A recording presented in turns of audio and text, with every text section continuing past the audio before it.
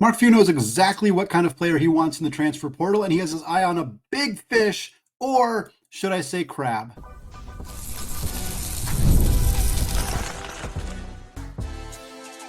You are Locked On Zags, your daily podcast on the Gonzaga Bulldogs. Part of the Locked On Podcast Network, your team every day. What is going on, y'all? Welcome into the Locked On Zags podcast, part of the Locked On Podcast Network, your team every day. I'm your host and longtime Gonzaga podcaster, Andy Patton, here to bring you news and updates on all things Zag athletics. Today's episode of Locked On Zags is brought to you by Game Time. Folks, download the Game Time app, create an account, and use code LOCKEDONCollege, and you'll get $20 off your first purchase. Well, the transfer portal has been open for a little over a week now. We're going to talk about 5 transfers today. 2 that are targets for Gonzaga, 1 in the first segment, 1 in the second segment, 2 who are former Gonzaga players who have entered the transfer portal, and then 1, I'm just going to say it, it's Aiden Mahaney. We're going to chuckle a little bit about Aiden Mahaney being back in the transfer portal after a disappointing season at UConn. We'll get to those 3 players to close out the show. We're going to start with a player we recently discovered, as I'm recording this on Tuesday afternoon, that Gonzaga has contacted in the transfer portal, a big name potential addition for the Zags, and that would be Maryland guard Rodney Rice. Rice is a 6'4" guard from Clinton, Maryland. He starred at DeMatha Catholic High School, a very, very prominent high school basketball program. He was a 4-star recruit coming out of DeMatha, and he went to Virginia Tech initially for his freshman season, which was back in 2022-23. However, Rice only appeared in 8 games for the Hokies. He had an injury. It ended his season early. He ended up redshirting the entire 2023-24 season and then transferred to Maryland, where he played as a redshirt sophomore in 2024-25. So that's where we're at. And we're going to talk about what Rodney Rice did as again, redshirt sophomore. He's got 2 more years of eligibility at Maryland. He was part of the Crab 5, hence the crab reference in the cold open. For those of you who are not paying attention to Maryland this year and their run to the Sweet 16, they nicknamed their starting lineup the Crab 5, a playoff of the Fab 5, of course. And they had the issue with Maryland was that they didn't have a lot of depth, and that's why they were so focused on their starting 5. But Rice was among Jacoby Gillespie and Selton Miguel and Derek Queen and Julian Reese. They had this fantastic starting 5, and Rice was a really big part of what this team was able to do this season. He played in 36 games for the Terps. 32 of them were starts, 31.1 minutes per game. So he's a consistent player for this team throughout the year. He finished the year averaging just under 14 points per game, about 2 boards and 2 assists. He also averaged 0.7 steals per game. Very efficient scorer, just over 50% on 2-point attempts, which is very good for a guard, very good for a 6'4" guard, especially in the Big Ten, where there's a lot of size and rim protection, to shoot over 50%. He's about 51% actually on his 2-point attempts, about 5 of those per game. But the main thing with Rodney Rice, and spoiler alert, the second player we're going to talk about, is the 3-point shooting. Rice was 37.4%, not elite necessarily, but on about 6 attempts per game. And again, I'm going to sound like a broken record this portal offseason, but I'm going to keep saying it. I care more about your volume of attempts than your percentage. You want to have a good balance of those things. If you attempt 8 threes a game, but you shoot 11%, that's probably not great. If you shoot 50% or 48% on 1 attempt per game, that's not necessarily going to do it either. You want a healthy balance. 37.5% on 6 attempts per game in a strong conference. Bullseye. That's some really good stuff from Rodney Rice. He was also 81.5% from the free throw line. Rice helped lead this Maryland team to the Sweet 16, a narrow win over Colorado State to get to the Sweet 16. They ended up falling to number 1 seeded Florida in the Sweet 16. In the game against Colorado State, Rice had 16 points, 4 rebounds. He was 3 of 7 from 3. In the loss to Florida, he had 12 points and 4 boards. He also had a pair of assists and a steal, was 2 of 5 from 3. Shot it well in the NCAA tournament, really helped Maryland make that run to the Sweet 16, and was good for this team throughout the season as well. He had 6 games throughout the season where he had 20 or more points. That included a 26-point outburst against Illinois in the Big Ten tournament, a huge game for Maryland. They win that game. If they'd lost that game to Illinois, I think they ultimately may have been a seed or so lower, a 6 or 7 seed, maybe doesn't get them into the Sweet 16. So a huge game. He was 7 of 9 from 3 in that game, just absolutely scorching hot. Illinois, not a great defensive team, but still 7 from 9 from 3 is tough in any game, in any environment. To do that in a conference tournament setting is fantastic.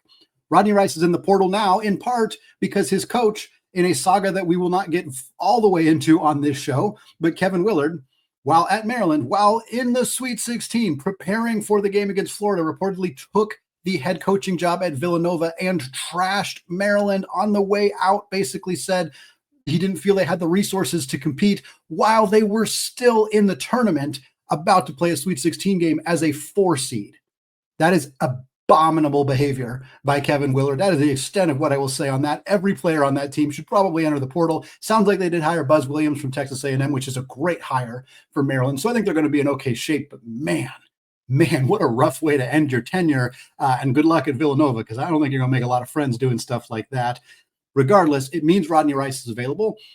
And every college basketball program that you've ever heard of has called Rodney Rice in an attempt to woo him to their respective programs. Here's the list that was posted on social media for Rodney Rice. I believe it was posted by Sam Kaiser of 24/7 High School Hoops.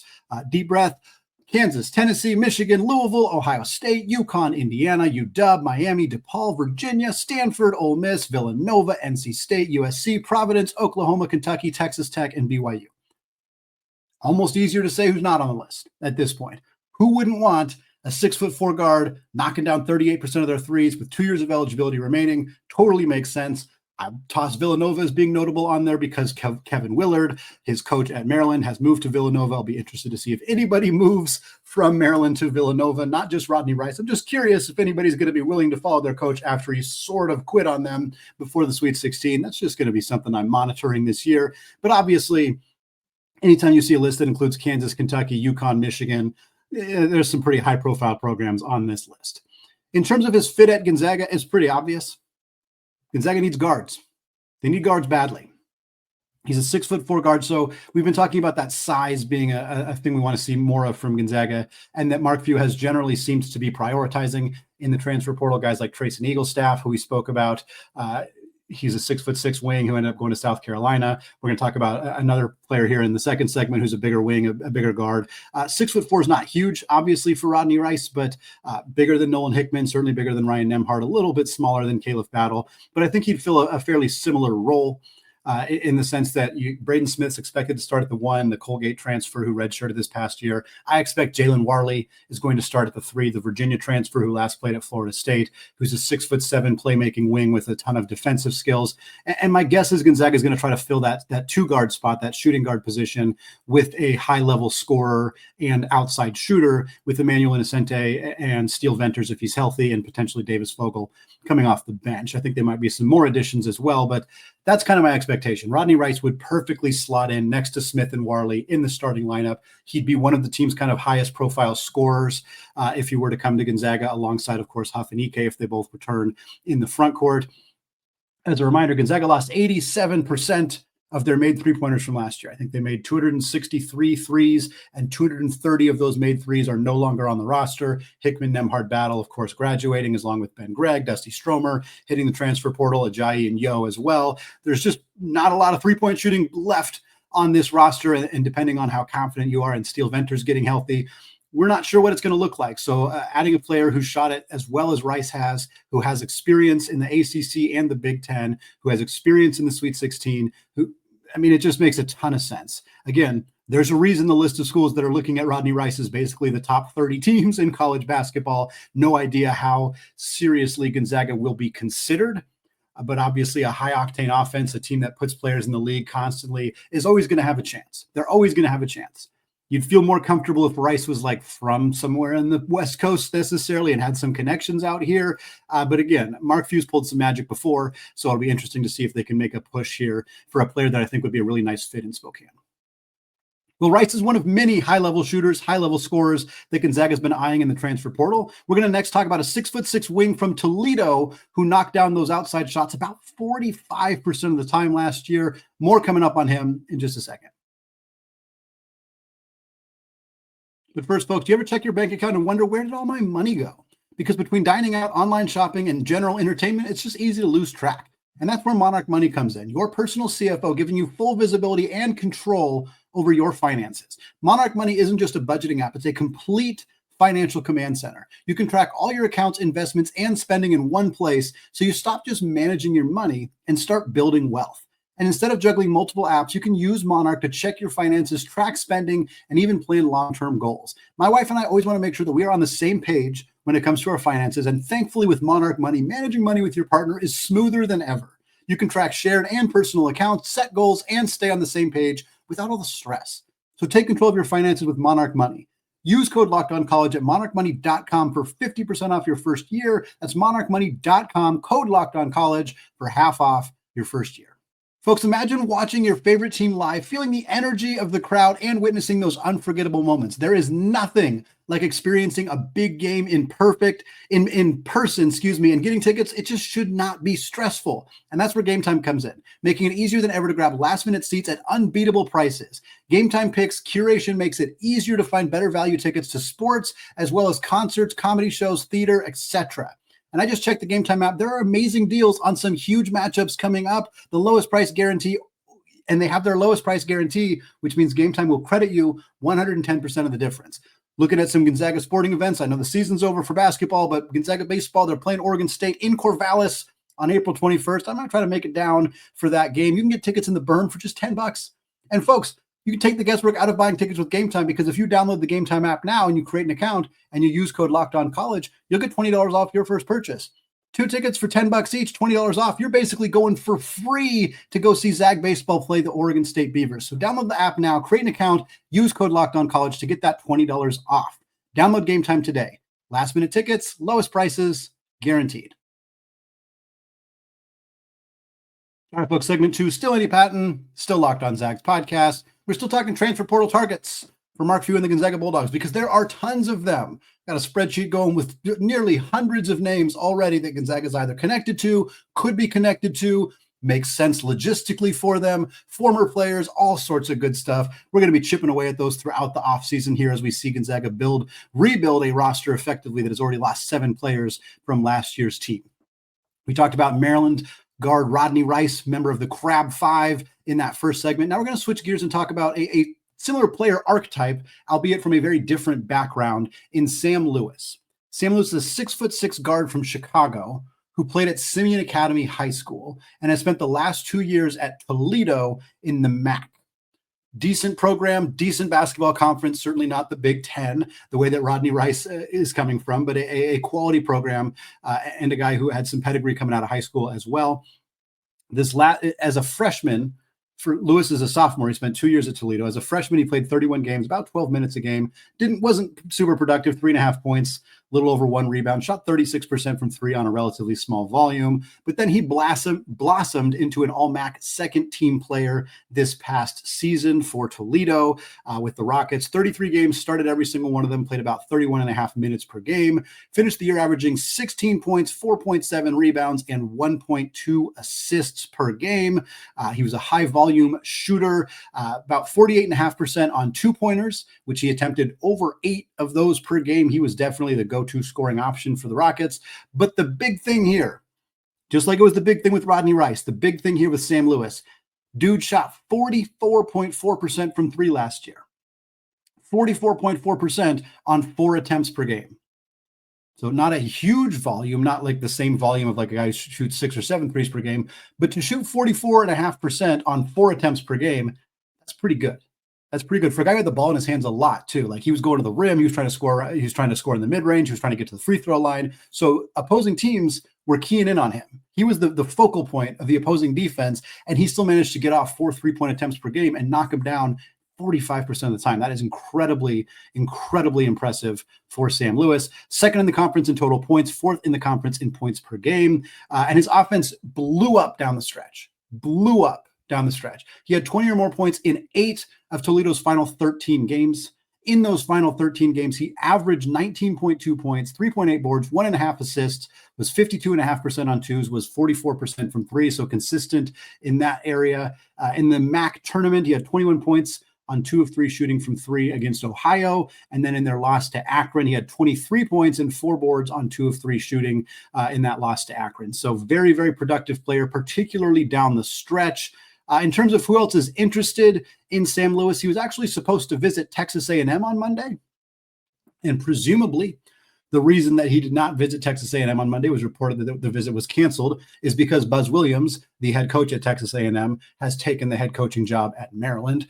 So I don't know whether Texas A&M canceled the visit because they don't have a head coach, or if Lewis said, I'm not going to try to visit a program and commit to a program that I don't know who's going to coach it. Very logical and understandable, which is why it's so devastating for Texas A&M to be losing their coach at this point, and why you're seeing programs, by the way, make coaching hires very quickly. Why Maryland is scampering on hiring Buzz Williams as soon as Kevin Willard leaves. Like, these coaches, any day that you don't have a head coach is a huge disadvantage in the transfer portal era. So it is unfortunate that that's the modern era that we're in a lot of ways, but it is part of the deal. And in this case, it means that Sam Lewis, who was, I don't know that he was going to go to A&M, but visiting certainly would have put him in a favorable position for the Aggies. But now he is back kind of out on the open market. And reportedly, again, also from I think this is from Deshaun London, the new list for Sam Lewis is Gonzaga, as well as Virginia, Villanova, and Xavier.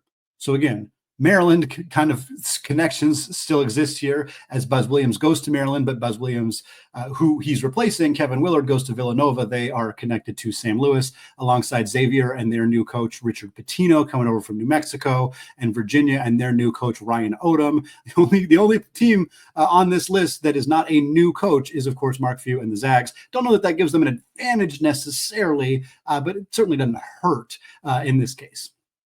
And in terms of Lewis's fit at Gonzaga, honestly, it's going to sound pretty similar to Rice, so we're not going to over explain it too much. Now, Lewis is bigger. He's 6'6", so he's got a little bit more size. Could probably play I think defensively could play a different position. I think ultimately whether he's starting at the 2 or the 3 is kind of irrelevant offensively because Jalen Warley is going to be on the floor primarily for his defense and playmaking, where I would think Sam Lewis is going to be on the floor primarily to be a three-point shooter and somebody who attacks the rim and tries to score. Vaguely similar role to what I think Caleb Battle filled, in the sense that he's somebody who took a lot of shots at the rim, attempted to get to the free throw line, but also knocked down three-point shots at a far more effective clip than Caleb Battle, mind you. So I think that the role is going to be a bit adjusted, but I think it would be somewhat similar. And again, without repeating it too much, Gonzaga lost most of their three-point shooting from last year. They need to add some three-point shooting to a roster that has Warley and Innocente, who are not three-point shooters. Braden Smith's a decent three-point shooter, but it's not his biggest area of strength.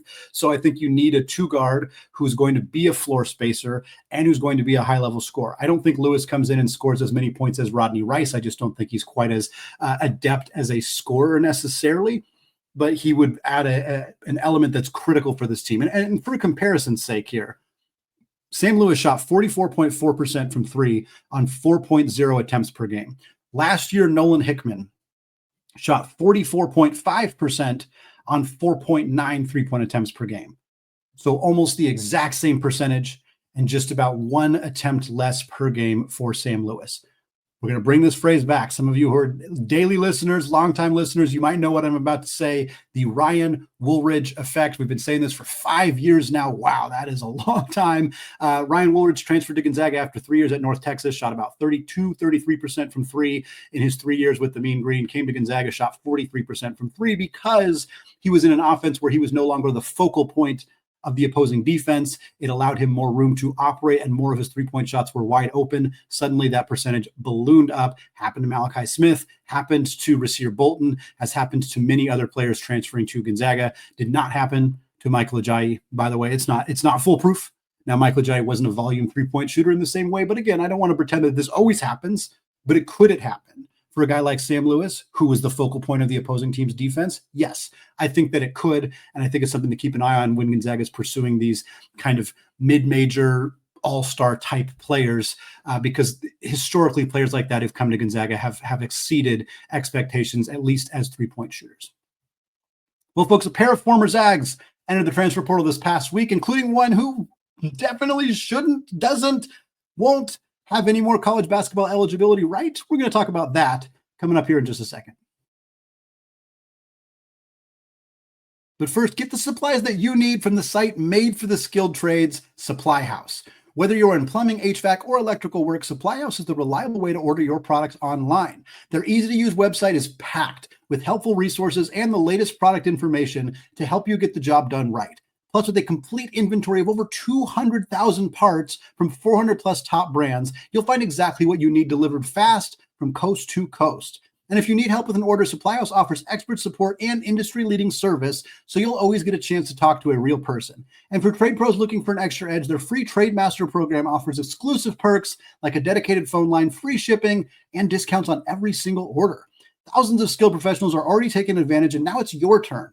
Join the Trade Master program today at supplyhouse.com/TM and start ordering plumbing, HVAC, and electrical supplies with just a few clicks. Plus, use promo code SH5 for 5% off your first order. That's supplyhouse.com. Folks, get ready to bring your favorite Zags to life at varsityicons.com, who delivers the ultimate collection of action figures that honor both current and former Zags. Varsity Icons is the premier sports collectible figure for your Gonzaga Bulldogs. Today, we highlight everybody's fan favorite, unfortunately former Zag, Ben Gregg. Varsity Icons was started by a longtime Gonzaga fan who wanted to create collectible figures of everyone's all-time favorite Zags. And the mission of Varsity Icons is to create figures of current and former Zags for everybody to collect and enjoy. And there's no question that Varsity Icons wanted to highlight Ben Gregg to be their first player. He has been a fan favorite since joining the Zags way back in 2021. Ben exemplified what it means to be a Gonzaga Bulldog every time he stepped on the court. We are excited to create more of your favorite Zags in the future, so stay tuned and order your Varsity Icons Ben Gregg figure today at varsityicons.com. Varsity Icons, where icons live forever. All right, folks, segment 3, still Andy Patton, still locked on Zags. Closing out the show, talking about 3 more players who have entered the transfer portal, although we're not talking about them as targets for Gonzaga necessarily. We're starting with 2 players who actually were former Zags who have entered the transfer portal after playing this last season somewhere else. We'll start with Efton Reid, because this is an interesting story. Efton Reid has entered the transfer portal after his senior season at Wake Forest. Efton Reid played 1 year at LSU, where he played 34 games. Then he transferred to Gonzaga and immediately played as a sophomore, where he played 25 games for the Zags. Then he transferred to Wake Forest, and he spent the last 2 years at Wake Forest playing 28 games as a junior and 31 games as a senior. He did not begin his career in the 2020-21 season, which is the COVID year where you get an extra 5th year of eligibility. So Efton Reid has played 4 years of college basketball. He has played 25 or more games in every single one of those years. Ostensibly, there is not any more eligibility for Efton Reid to use to play a 5th year of college basketball. Reportedly, and there's not a super concrete source on this other than the fact that he's in the transfer portal, which indicates he's expecting or hoping or planning to play a 5th year. Reportedly, he is considering a lawsuit against the NCAA to grant him a 5th year of eligibility. Here's why. When he transferred to Wake Forest, he was a 2-time transfer. At the time, 2-time transfers were not allowed to be eligible right away. They still had to sit out a year. 7 games into his junior season, because of the threat of impending lawsuits and because the NCAA is completely spineless, they abruptly, in the middle of the season, said everybody who is a multi-time transfer is immediately eligible. Just boom, done, changing the rules. Teams that have guys sitting on the bench can suddenly play. It was complete chaos, very strange decision. Whatever, we got past it. Efton Reid missed the first 7 games of that season due to those rules, came back and played 28 games for Wake Forest. I do not believe that a lawsuit stating I should get an extra year of eligibility because I missed 7 games will hold up. I would be very surprised. Efton Reid in 4 years played 118 college basketball games. His teams played a total of 138 games. That means he missed 20 total games. 7 of them were because of this ruling. 12 of them were at Gonzaga, where he just did not play. He just did not get off the bench and play. And he missed 1 game this past year. I'm not sure what the circumstance was there. I do not see a legitimate thing. This is nothing against Efton Reid, by the way. I'm not criticizing him. I don't, give it a shot. Like, why not? I guess at this point, the NCAA is kind of letting anything seem to go. So I'm not trying to take a shot at him at all. I just don't see how I don't see a case here. I don't see a realistic case. I think Efton Reid's college basketball career has likely come to an end. By the way, 2 pretty productive seasons at Wake Forest. It's like 9 and 8, 9.5 and 8 as a junior, and I think it was like 8 and 7 this last year. Solid performance for Efton Reid, and I'm happy for him. But I would be surprised if he's playing college basketball next year.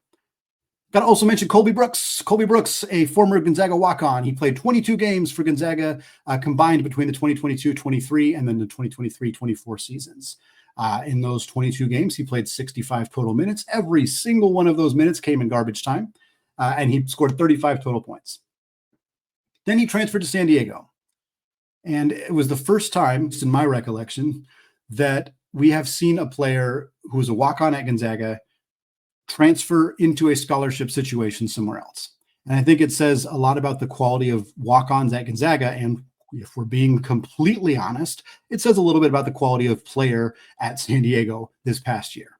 Because Colby Brooks, he didn't play a huge role, but he played 23 games for San Diego. He started 2 of them. One of them was against Gonzaga. I think it was a little bit of a kind of a nod that Steve Lavin said, here, we'll let you start against your former team, which is a cool thing to do. But he only played 6.7 minutes per game. So it's not like he was barely even a rotation player, really, for Steve Lavin and the Toreros. Averaged 2.7 points and 2 rebounds per game. Shot 44% on twos, was 1 of 3, so 33% from 3. I was a little surprised to see him re-enter the transfer portal because, I mean, again, if we're being honest here, he played 7 minutes per game and was not particularly productive on a team that was outside the top 290 at KenPom last year.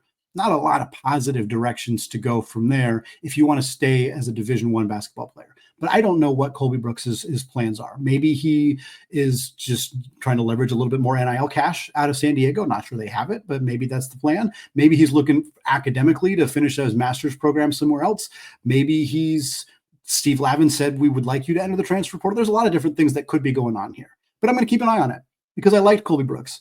I liked that a walk-on transferred to a scholarship situation at the D1 level. I'd like to see where he ends up for his final year of eligibility. So it's not going to be at Gonzaga. Neither obviously the Efton Reid situation is not going to end up back in Spokane either, but it'll be interesting to see what happens with those 2 guys.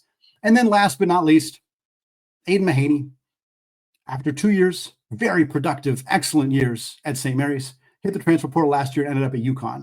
A lot of people were real excited about it. A lot of people thought this was going to be a huge get for UConn. He drew comparisons to Cam Spencer, the Nebraska transfer, or Rutgers transfer, who was awesome for Danny Hurley and UConn in their second championship season.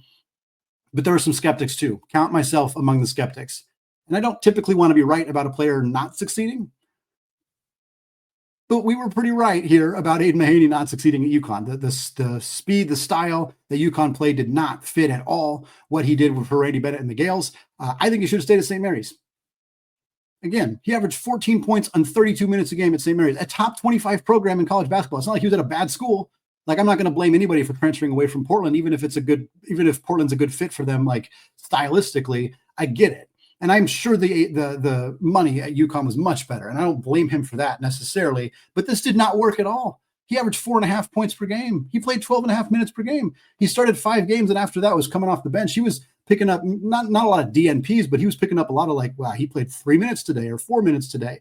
He shot 36% from 3. That's about on track for where he was previously, but he was under 40% on 2-pointers, and he was just a complete sieve defensively.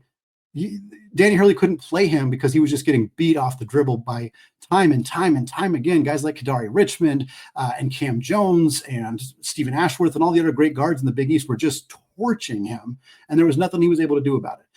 Proof, testament to what Randy Bennett's able to do defensively. His system is so good that even bad defenders are kind of shielded and hidden. But Mahaney, when exposed defensively in a different system, really didn't look good on that end of the floor. I don't know where he's going to end up. I'll say it right now, he's not coming to Gonzaga. Don't even, I already got that question once, the mailbag question. I'm not entertaining it again. It's not happening. It doesn't make any sense for either side. Not even the rivalry aspect. It just doesn't make sense. It doesn't make sense. But I'm curious.